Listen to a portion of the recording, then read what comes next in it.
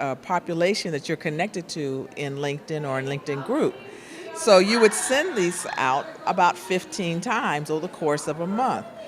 That process is doing a lot of things under the wire that you don't realize. First of all, it's changing your mindset of what can I give out. Because when you come to an employer, they want to know what you're going to do for them. So you've kind of conditioned yourself to think of things that are going to be valuable to other people. That makes you more viable. It's just a mindset. Also, it keeps you current with what's going on in the industry right now. That you'll be able to parlay into your interviewing process. And it also helps you to pace yourself to when you're going through a transition in a job or you've been displaced. There are a lot of things that are going on other than you just getting a job. The question is should you get another job, or should you start your own consulting business, or should you look broader or globally? Should you you have a family, you have children, you have bills to pay. There's a lot of things going on there. So to take all of the gray minutia going on, if you can sit down and write 15 different articles or posts about your passion to other people who will benefit, it changes the whole mindset of what you're doing. And it's going to put you where you need to be so much faster than just doing the traditional thing of sending a resume and sending it out to everybody. And speaking of mindset, I know you said earlier, attitude determines your altitude. Yes. And you should include your attitude in your correspondence. Be kind. Always be mindful of how you, even when you're coming in the door here, be kind, be pleasant, be open to getting along with people. Because in the old days, you could be kind of gruff and you could still keep a job. It's not like that anymore. I'm standing next to the IMF executive recruiter, Tom Varcher. Tom, thanks for being here. Good afternoon. Well, thanks for talking to me. You're quite welcome. I enjoyed your panel discussion, and you shared a lot of pragmatic information on how to get your foot in the door. Yep. Part of what you said is, share knowledge that you know something about the company. Yep. Maybe it's an article about them that you just want to, relay back to them that you have adequate knowledge about what's going on in the company. And I think that's very important for people to know if they're looking for a job, if they want to get their foot in there. Another thing that you said about the resume is also that you should not have any blank thing on your resume. What exactly do you mean by this? What I mean by that is that for some people, this has been a very tough economic period, and for some people, they've been out of work. For those that are out of work right now, my advice is do something. By this, I mean not necessarily paid, ideally it's paid, but something that may be part-time as well, particularly if you're caring for children, something that proves and is aligned to what you ultimately want to do. And here you would simply list the activity. You would also try and combine that with, if you had a LinkedIn profile, and I recommend a LinkedIn profile, you would try and combine that with somebody saying thank you on LinkedIn for it, because that validates that you've been doing something. And I remember when I started my firm, what I wanted people to know was that it was a professional firm, a professional recruiting firm. And the best way I could think of that being achieved was by having people who were clients, initially very small pieces of work, but they were saying thank you for those pieces of work and we recommend Tom do more. And this is the model that I would suggest others adopt, in the sense that it absolutely validates what you are doing. That's a great nugget. Thank you, Tom. Appreciate it. So you've been working in this field for over 6 years. Yes. What have you learned? What I've learned that people, no matter where they are in their career, are just looking for guidance. And I've learned that, whether you're a CEO of a company or whether you're a student just leaving college, it's really about how do I, assess who I am in relation to what's out there and how to get a job. Most people I find walk in and they say, I want a job, but they don't, number one, how to market themselves. They don't know who they are. So if I say I need a job as an IT specialist and my resume has, customer service or business manager and that kind of thing all over it, then there's no consistency there. Right. So it's really about knowing who you are. I don't care how many years of experience you have. in terms of what you want to do in your next step.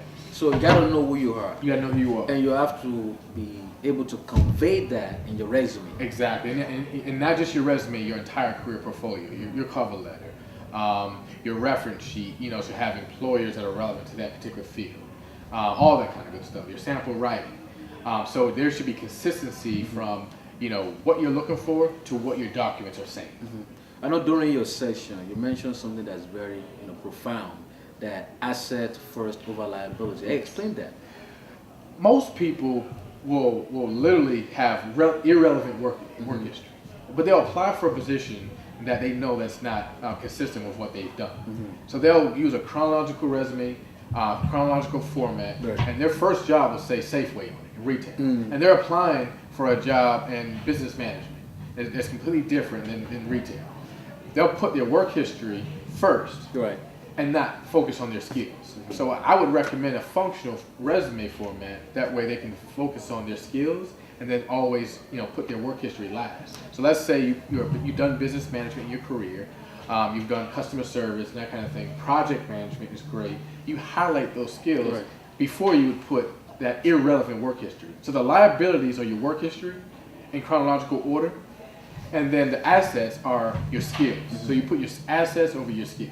Let's say you have a high school diploma and you don't have a degree, but you're applying for a position that requires at least an associate's.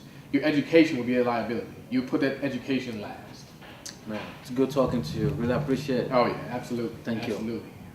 Interesting thing about networking, because I know that's one key component to getting a new job, or even when you leave your job, want to transition from one job to another job. So networking is good. I've been told a couple times what people need to do is join different clubs, join different organizations. It's like you are investing, and then when that opportunity comes, you're already there. You're already in position for it.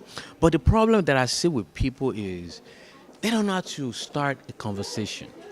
They don't know how to get it going, even when they started. So, what do you have to say? What kind of advice do you have for people? I think for me, it's there are a lot of different things you need to consider. Like you said, it's one of the ways to get a job, keep a job, start a business, keep your business. But at the same time with networking is you have to prepare for it. You have to be deliberate about it. If you don't prepare or have a goal, you would only start reaching out to people when you need them. But I think the biggest thing is breaking the ice and getting into networking with people, but also keeping up with it. So follow up, like I said earlier on today, strike when the iron is hot. Do not, when you meet someone, follow up with them. That's the first thing. But also keep relevant information. Give more than you take. So most people meet someone that's relevant or useful to them, and they just keep asking for favors. But it's about building relationships, so it becomes something that you have to give time to build trust. And you also give information, exchange ideas, and also sometimes introduce people to other people. Absolutely. I quite agree with you. So, it's not about just asking. You also need to give as well. Standing next to Sherry, one of the participants for the networking session for success. What do you think about that session? I think it was actually really great. Everything I've learned today was a lot of information that I already knew, but it was great to kind of, reinforce a lot of the points that the different seminars made. Right. And I really came away knowing, having a plan. Especially with the career industry the way that it is now, it's really important to have a plan. And I got a lot of tools today to help me with the resources and the different things that I need to be able to build that plan.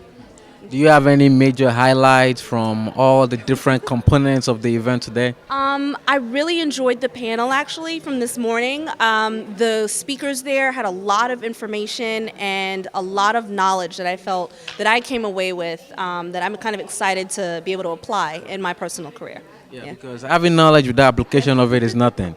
Exactly. Shred proofing your resume session was a very informative section. I learned how to really drill down on my resume because my resume, it has a lot of information, but it's all over the place.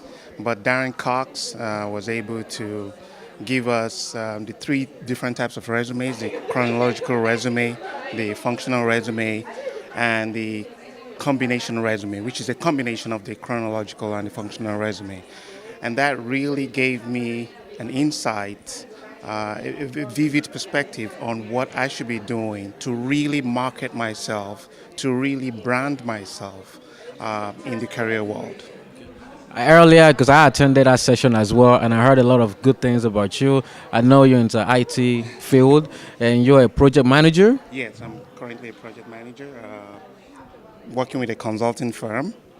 And currently, right now, I also do project management training, and I also teach part-time at one of the colleges in DC. Jesus House DC, Jobs Ministry Career Empowerment event, and these two lovely ladies just attended, just witnessed a powerful event. I just want you to share, just real quick, a couple of things that you gained from any of the sessions.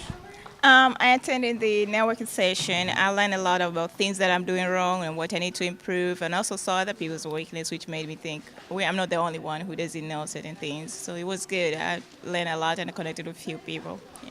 Do you have any fear about networking? No, I don't have a fear of networking. It's just that I'm not very good at following up after the initial email. Right. So that's one thing I have to work on. Yeah. So it is important. Yeah, All they right. told us that today. Yes, because they actually echoed that. Oh, good. Patrice, Hello. what did you gain from today's event? Just to branch out, think outside of the box, and push that envelope, make those contacts, get on LinkedIn, be proactive and prepare.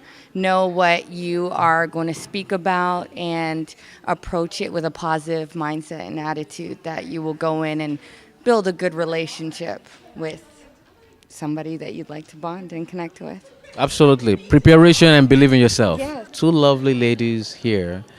They are the brains behind this event, and they've done a remarkable job. I mean, I was here last year, and this year is even way bigger and better. What are the things or the adjustment that you guys made to the planning? Well, this year we changed the venue, which provided us more space in order to provide more workshops. We've invited panelists, which gave their tips for success, which was really important to see successful people and what they're doing and how we can incorporate it in our own positions. Thank you. And what is behind the impetus that gets you guys going and fired up every year?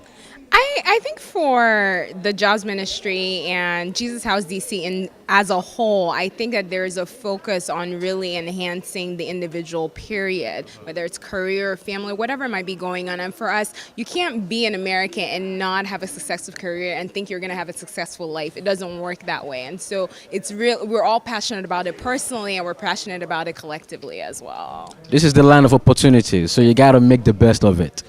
And thank you for providing the Thank you. avenue for this. Thank you. Thank you very much. 2013 Bihazo Conference. This is a career empowerment event put together by Jesus House DC, Jobs Ministry. I've had an awesome time in the presence of most influential people, subject matter experts, even the participants with all different kind of walk of life, different field. They came down here, they listened, they got different information that they can exert into their lives and make them better. I mean, they talked a lot about career development, job search, networking, what you can put on your resume and what you should not include in your resume. This has been such a wonderful event. And if you miss this year's event, I will tell you next year, do not try or blink an eye of missing it at all. So I just want to give thanks to Jesus House DC, Jobs Ministry, for having me to cover this event. I'm Femi Ogujimi from Gfem Talk Show, and I will see you same time next year.